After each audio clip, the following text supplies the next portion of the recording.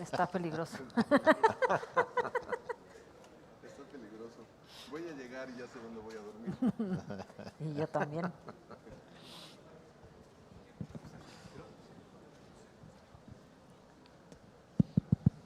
Muchas gracias. Bueno, pues muy buenas tardes a todos. Me da mucho gusto estar con ustedes y me da muchísimo gusto compartir este importante panel con personalidades tan relevantes, cada una de ellas en su sector. Les agradezco mucho la oportunidad y felicidades a Marco, a todo el equipo, a Jonathan por este foro tan relevante.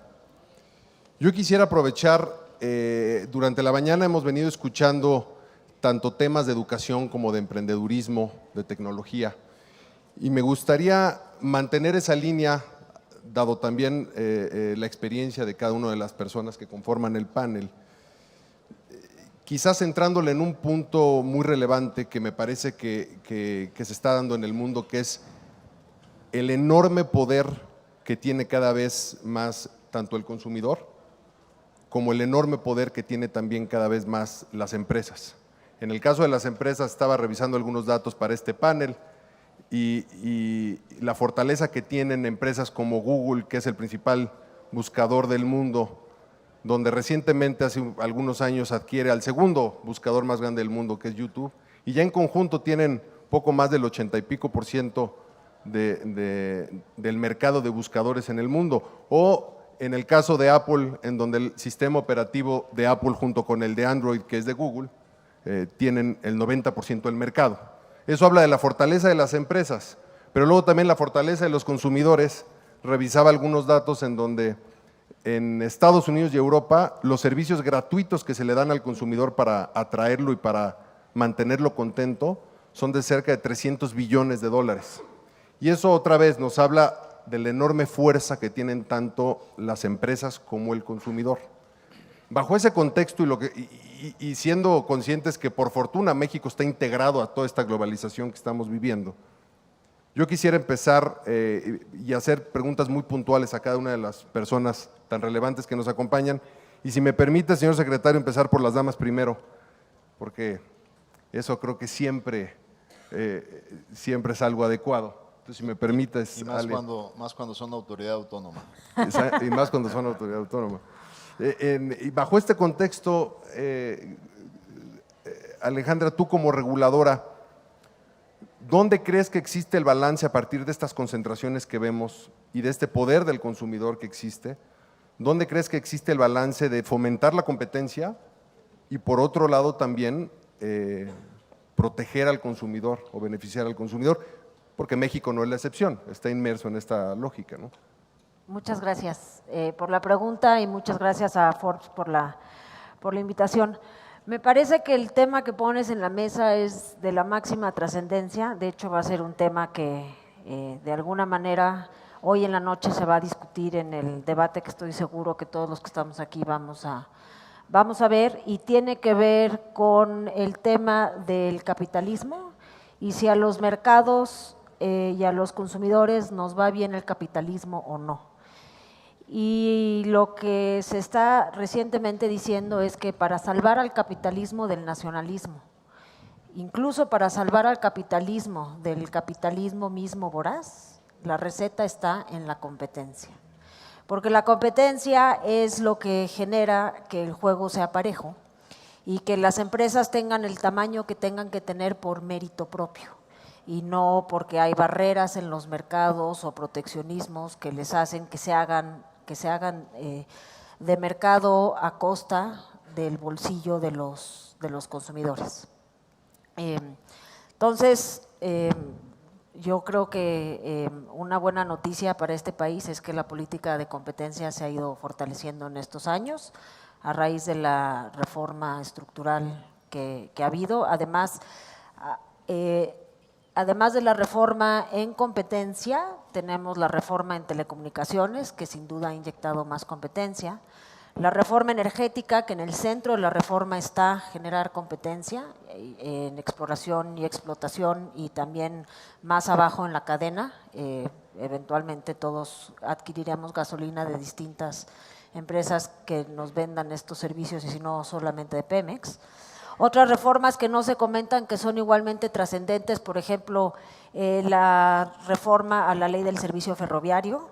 En la médula de la competitividad de la economía mexicana está la cadena logística. En la medida en que las empresas ferroviarias compitan entre sí y puedan competir con terceros, este país se va a volver más competitivo. Otra reforma que no se habla mucho, pero que también tiene un impacto fundamental, por ejemplo, es la reforma a un convenio, sobre todo con Estados Unidos, un convenio de cielos abiertos para que empresas mexicanas y estadounidenses puedan llevar y traer pasajeros. Eso implica que nosotros, consumidores, en el tiempo podremos viajar a Estados Unidos de una manera más barata, y no nomás nosotros, sino también la carga que se mueve entre los dos países. Entonces, pues me parece que preguntas cuánta competencia, absolutamente toda la que sea necesario. ¿Para qué? Para que seamos un país más competitivo. ¿Para qué? Para que las empresas sean más productivas. ¿Para qué? Para que las innovaciones se puedan dar, para que todas estas tecnologías disruptivas puedan florecer en los mercados, para que las regulaciones no inhiban a quienes quieran participar y disrumpir en los mercados a hacerlo, con consecuencias muy importantes a favor del consumidor. Y también para que los mercados no estén tan concentrados y para que este sentimiento que hay de rechazo al capitalismo, a las grandes concentraciones, a las grandes desigualdades, se aminoren, porque la competencia iguala el terreno y puede hacer que los consumidores tengamos accesos a productos de mejor calidad y a mejor precio. Muy bien, muchas gracias.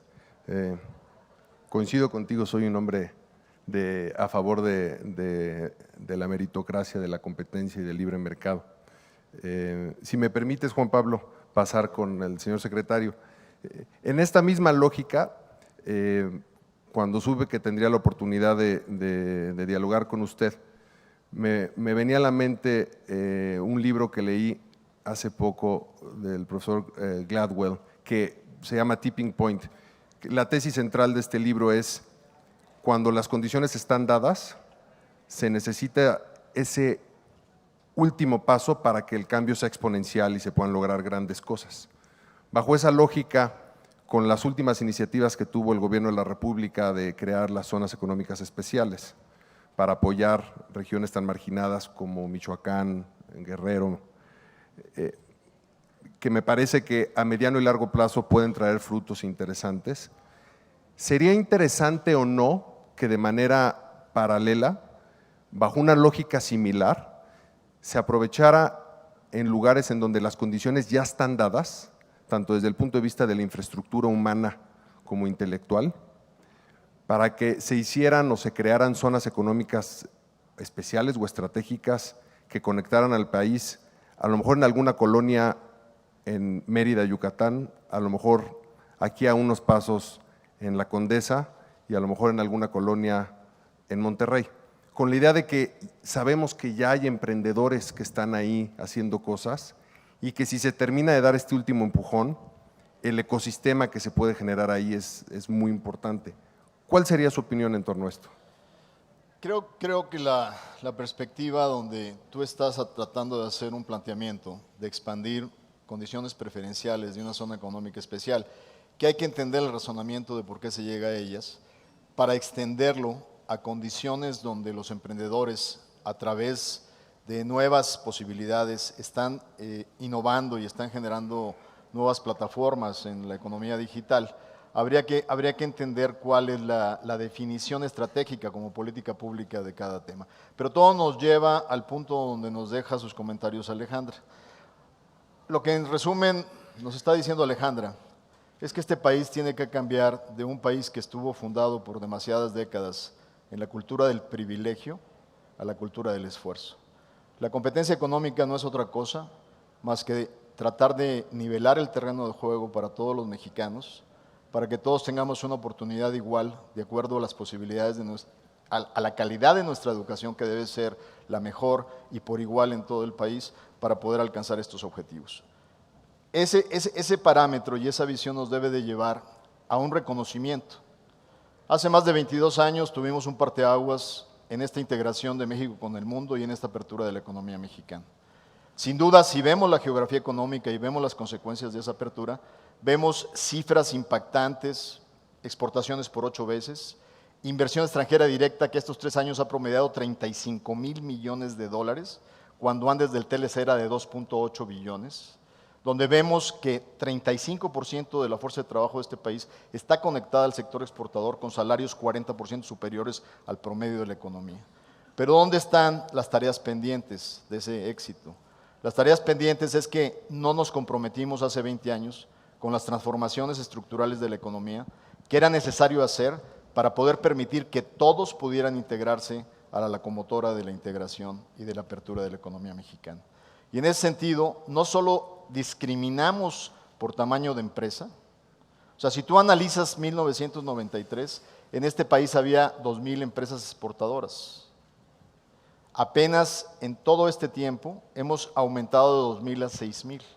Si te preguntas la pregunta básica, ¿por qué las pymes no han sido parte sustantiva del modelo exportador? Sí lo están haciendo, pero no por igual en todos los sectores, sino con el éxito que deberían de hacerlo.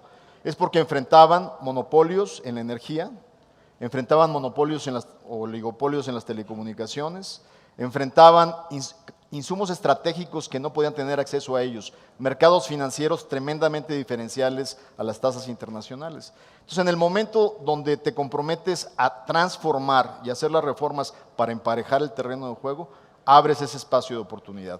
Pero así como tienes diferencias entre tamaños de empresas, tienes diferencias entre regiones.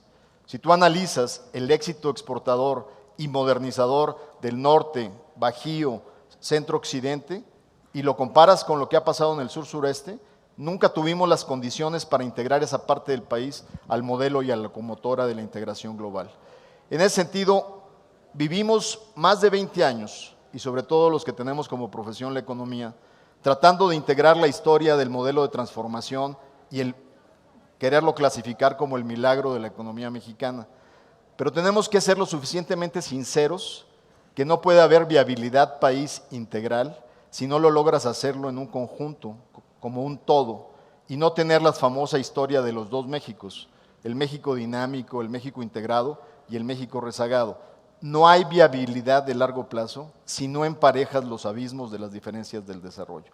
Y en ese sentido, cuando ves que estados como Chiapas, como Oaxaca, tienen una séptima parte de la productividad que tienen los estados del norte, 70% de su población está conectada con trabajos en la burocracia, ya sea maestros, ya sea doctores, ya sea policías, donde no tienes las condiciones, la única manera de transformarlos integralmente, romper el círculo de pobreza. Y las zonas económicas especiales es reconocer que durante 30 años hemos querido cambiar una realidad a través de decisiones aisladas en materia de infraestructura, en materia de gasto público social, pero no con una visión de creación de valor. Una vez que lo analizas y determinas qué elementos tienes que tener para poder tener viabilidad, no es solo la condición de vulnerabilidad y de pobreza. Tienes que tener primero conectividad, poder establecer intercambios donde vienen las mercancías de Asia hacia América, donde pasan por el canal de Panamá, analizar qué está pasando en el comercio internacional entre la costa este de Estados Unidos y las costas asiáticas. Y cuando analizas que es básicamente el inicio de las cadenas de valor en plásticos, en textiles, en temas como acero o metal mecánica, tienes que ver que estas zonas, Puerto Chiapas, Salina Cruz, Coatzacoalcos, Lázaro Cárdenas, tienen que tener una vinculación a lo que es posible y lo que es factible. Y definir que no es solo el tener un tratamiento fiscal diferencial lo que te va a dar la posibilidad. Tienes que tener elementos integrales porque solo cobrar menos impuestos no es lo que los empresarios van a tener para definir el riesgo de una inversión. Tienes que tener la infraestructura adecuada para las vocaciones productivas, tienes que tener el desarrollo de capital humano al nivel que requieren este tipo de empresas, que es el nivel de la primera parte de la cadena, tienes que tener tratamiento fiscal diferencial, pero también tienes que tener un esquema de ordenamiento territorial, seguridad jurídica, seguridad de la tierra y todo el elemento de estabilidad que necesitas para su desarrollo. Esto, como tú bien lo dices, es un proyecto, un horizonte de mediano a largo plazo, pero el compromiso es en estos próximos 2 años con la nueva coordinación que tiene Gerardo Gutiérrez Candiani, por parte de Economía definir las empresas ancla, basados en lo que ya tienes como vocaciones productivas para poder desarrollar cadenas en la metalmecánica a partir del acero, en la petroquímica que ya existe, en los temas que tienes de industria alimentaria y agroalimentaria, trabajando con los grandes conglomerados internacionales que necesitan el café, los lácteos para poder producir productos agroindustriales y tratar de definir una zona de expansión. Cuando tú lo comparas con la parte específica de los nuevos modelos de integración, esos modelos son fundamentales y tienen que contribuir a la economía, pero no lo que necesitan es facilitación, es un gobierno que les funcione, condiciones que los pueda permitir para desarrollar. Un tema, por ejemplo, es a partir de la próxima semana estaremos lanzando las sociedades de acción simplificada, donde un empresario puede desde la computadora de su casa, siempre y cuando su facturación sea de un pequeño emprendedor como los que tú refieres, sin necesidad de visitar una oficina pública, con la posibilidad de hacer ahí mismo su operación de IMSS, su operación de Infonavit, y no tener que moverse y sin pagar un fedatario público. La idea es cómo le traes al pequeño emprendedor la facilitación necesaria para dejarlo crecer. Muy bien. Sí, sí, sin duda coincido al final el emprendedor y más los emprendedores mexicanos que son muy adaptables, me parece que lo que necesitan es certidumbre jurídica y facilidades desde un punto de vista de que se conecten a un internet y que cuando están innovando no se esté cayendo la línea cada 5 minutos, no tanto un incentivo fiscal que vaya a hacer la diferencia, porque son tan disruptivos que yo creo que son esas cosas tan básicas que cuando están presentes, además de una seguridad física, por eso refería también a estos lugares, ¿no? Claro. En donde cuando están dadas, creo que el crecimiento puede ser explosivo y muy relevante. En esa misma línea, Juan Pablo, yo quisiera conocer tu punto de vista representando a una organización, a un sector tan relevante. Revisando algunas mediciones, yo como inversionista muchas veces trato de ver qué tan desarrollado o no está un país a través de su sistema financiero y a través de sus bolsas, que muchas veces lo que permite la bolsa, entiendo yo, es institucionalizar a las empresas, esas pequeñas o medianas empresas que no terminan de institucionalizar. Si vemos en México que tenemos 140 y pico empresas cotizando, la mitad que Perú o que Chile. Y en México no cotiza una sola empresa que represente a la tecnología como tal versus Brasil, que hay 10, 15 empresas. Entonces la pregunta ahí vendría un poco en torno a el sector empresarial, ¿qué tanto está haciendo para acercarse tanto a institucionalizar las empresas, que eso permita generar mucho más valor y mantenerse en el tiempo, por un lado, y por otro, acercándose al mundo de los emprendedores, que también pues creo que es una parte importante de la creación de riqueza? Por necesidad. De hecho, cualquiera de las empresas que quiera subsistir en el tiempo tiene que ser disruptiva. Y si tu tamaño hoy es demasiado grande y piensas que con el equipo humano y la tecnología actual que tienes tendrás para subsistir en el tiempo, estás equivocado. Tienes que incluir esquemas flexibles de redes y la incorporación de los emprendedores dentro de tu propia organización o en las redes que puedas tener como organización. Por necesidad tenemos que incluir la disrupción dentro de las empresas mexicanas y es urgente. Iniciabas la charla acerca de que hoy el mercado y las empresas que han dominado las tecnologías son los que están dominando los mercados. ¿Y cuántas de estas grandes empresas existían hace 30 o 40 años? Pues no. Surgen pequeñas empresas que son escalables a través de la flexibilidad, la disrupción, el conocimiento, equipos multidisciplinarios y también acceso con mecanismos de acceso a capital. No solo crédito y financiamiento, sino acceso a capital, con reglas claras que puedas entonces participar en el mercado y abrirte espacios en el mercado. El éxito de las regiones en México en donde se han venido desarrollando económicamente indicadores de crecimiento del 10 y del 12%, no solamente significa que entre una gran empresa manufacturera automotriz y haga una gran inversión y eso significa el crecimiento de 1 año, de 2 años o de 3 años. Significa una estructura, digámoslo, social, económica, de empresas que vienen junto con ella o que se van generando ya una nueva cultura empresarial mexicana para moverse junto con sus clientes. ¿Cuántas empresas hoy tenemos mexicanas que son mundiales, globales, que tienen en distintas partes del mundo ya sus empresas porque sus clientes, de los que son proveedores, les exigen estar y les exigen diseñar y les exigen entonces generar tecnología? La gran oportunidad que hoy tenemos en las empresas mexicanas es la decisión de saber si queremos seguir participando en el crecimiento, en el desarrollo del futuro cercano de México. Para poder sostenernos en el tiempo tenemos que ser disruptivos, sí ser exigentes en reglas claras y certeza jurídica, tener mecanismos de simplificación y acceso a capital y acceso a los mercados, pero sobre todo está en la innovación, está en la tecnología, en el acercamiento a los centros de innovación para la empresa. La única manera que tenemos para generar valor en el país es a través de empresas y pequeñas y medianas empresas que se sumen a empresas tractoras. Ahí es donde está el futuro y la gran oportunidad. Reglas claras, mecanismos para hacer cumplir las reglas, sanciones a quien no lo cumpla, pero también mecanismos de unidad de la tecnología, el conocimiento y una visión de negocios. Es la fórmula para que la empresa pueda subsistir en México y en el mundo, pero con las oportunidades que tiene México, con la economía que tiene México, el tamaño de su economía y la demografía que tiene México.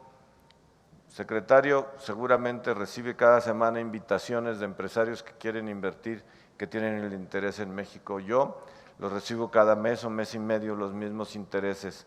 El mundo ve en México extraordinarias oportunidades. Estamos terminando de desarrollar nuestras instituciones y las plataformas. Hay retos importantísimos, pero de que existe la oportunidad y una ola de desarrollo está cercana para México, sí la está en los empresarios, en una nueva cultura empresarial del siglo XXI, si queremos aprovecharla y ser motores del desarrollo. Muy bien, muchas gracias.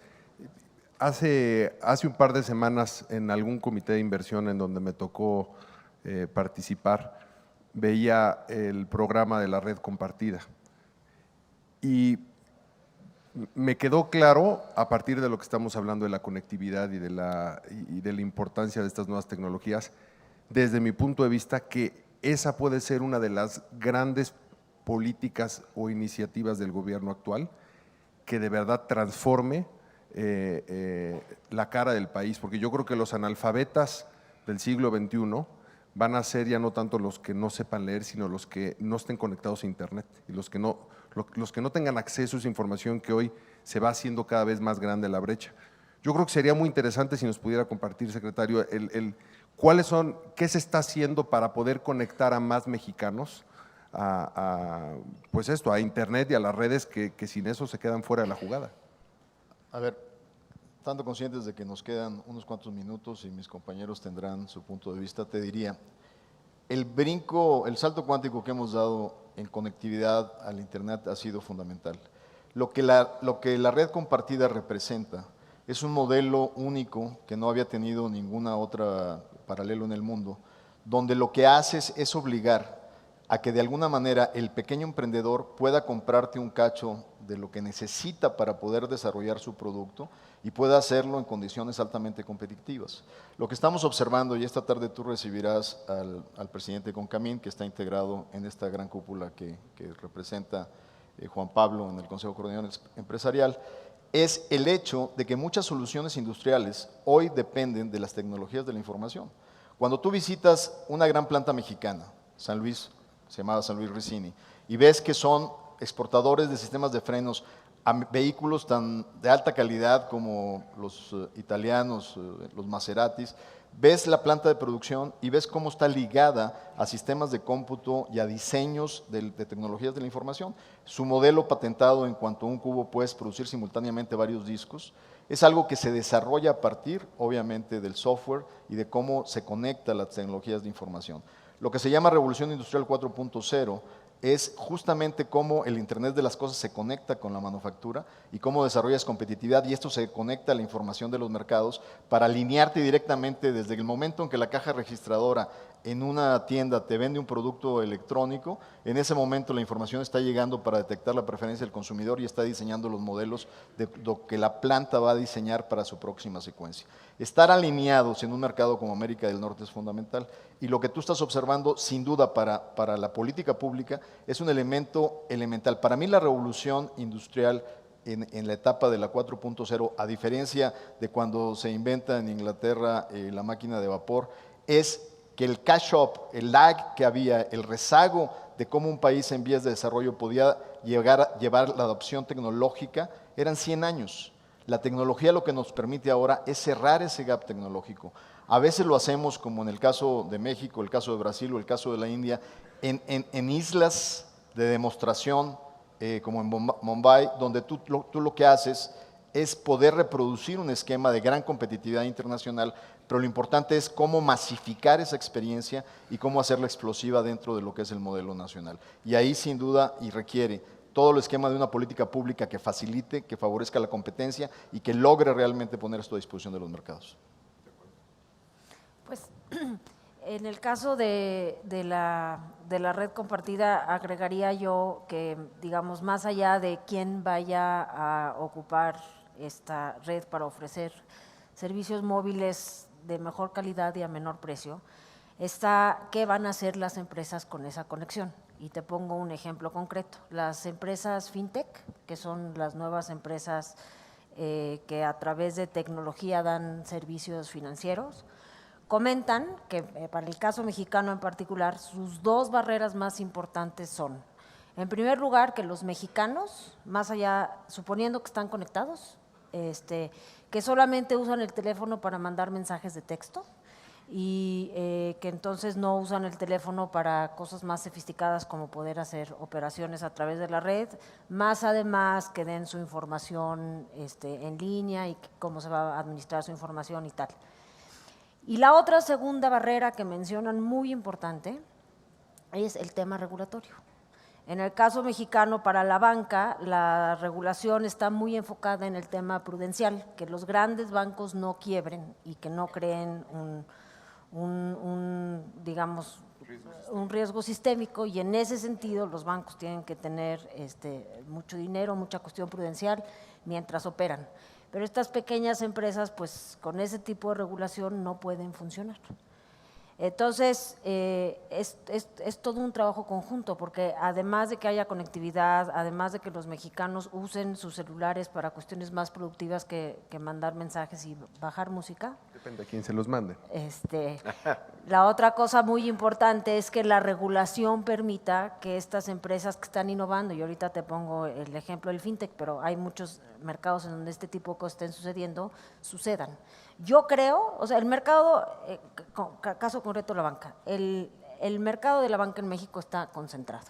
Muy pocos bancos, cada uno de ellos tiene un porcentaje importante del mercado. No vamos a hablar de cervezas entonces. No vamos a hablar de cervezas, también pudiéramos hablar. Pero en el caso puntual de la banca, pocos bancos tienen unos porcentajes importantes de mercado. Yo no creo que vaya a llegar un nuevo gran banco a disrumpir el mercado de ellos. Lo que sí creo es que muchas pequeñas empresas de fintech pueden irles comiendo poco a poco a estos grandes bancos pedazos del mercado. Y eso genera competencia, y eso va a generar capital, y eso va a hacer que los emprendedores tengan acceso a financiamiento. Y eso es lo que México necesita. Y también para eso necesitamos que los mexicanos estén conectados y que no haya barreras regulatorias que impidan que ellos funcionen. Y bueno, pues en parte en eso estamos en la Comisión de Competencia. Voy a hacer un anuncio, secretario. La próxima semana el secretario y yo vamos a lanzar un concurso que se llama El obstáculo regulatorio más absurdo a la competencia y a la innovación. Y justamente la idea del proyecto es que emprendedores y empresarios pequeños que no pueden competir porque hay una bola de regulaciones que no los dejan competir, los señalen, para que nosotros podamos hacer algo al respecto para que se eliminen.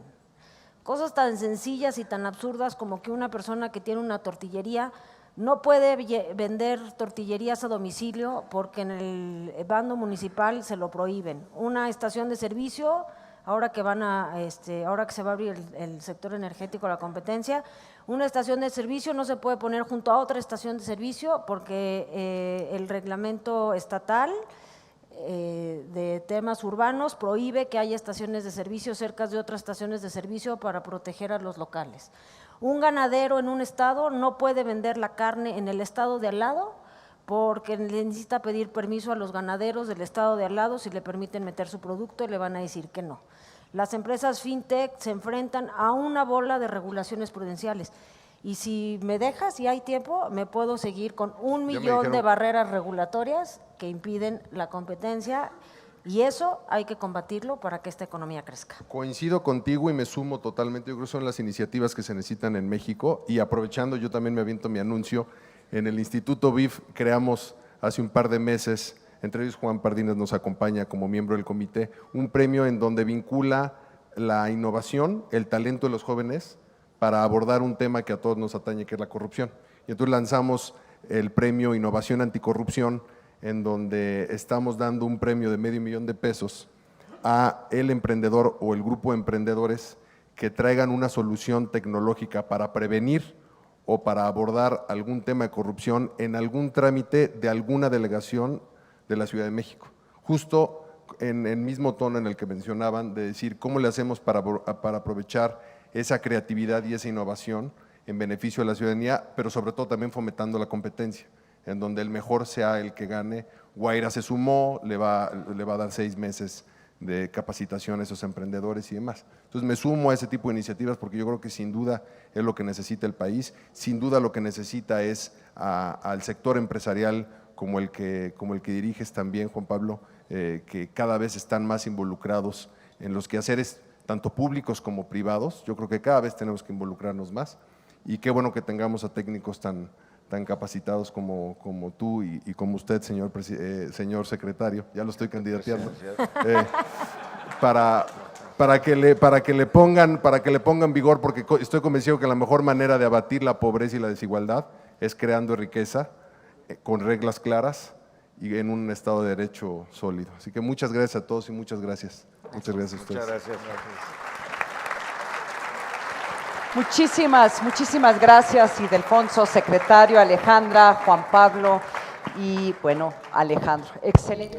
Y bueno, vamos terminando con la primera parte de este Foro Forbes Economía 3.0 con 2 fabulosas mesas. Recientemente escuchábamos al secretario de Economía, Ildefonso Guajardo, Alejandra Palacios de la COFESE y a Juan Pablo Castañón por parte del CCE. Y bueno, hablaban acerca de cuáles son los retos que tiene México pues frente al resto del mundo. En esto pues le comento que si bien ha crecido la competencia, en los últimos 20 años solamente se pasó de 2,000 empresas a 6,000 empresas, lo que deja ver que aún existen importantes barreras para las pymes. En este sentido, el secretario pues apuntó que aún es difícil el abrir en ciertas regiones, de ahí la importancia de las zonas económicas especiales. Señaló que en los próximos 2 años se deben ya de definir cuáles van a ser las empresas ancla. Estas van a estar en los sectores de acero, petroquímica y pues también en la industria agroalimentaria. Y bueno, también adelantó en este foro que pues ya la próxima semana saldrá las reglas para el SAS, lo que va a ayudar a las pymes a simplificar todos sus trámites del IMSS, del ISSSTE, etcétera, etcétera. Se destacó que hace falta un piso parejo en este sentido para que pymes puedan competir directamente con las grandes empresas en el área bancaria, en el área de telecomunicaciones y en todos los sectores que componen nuestra economía. Asimismo, pues antes de esto escuchamos el foro Evolución de los Gigantes. Pues ahí estuvo Fabián Gosling, que hablaba acerca de la importancia de la internalización de las empresas. Destacaba que actualmente esta empresa tiene negocios en México, en España, en Argentina, Chile, Colombia, y bueno, apuntó que en los próximos 5 años esperan duplicar sus operaciones fuera del país al traer proyectos específicos para cada una de las regiones.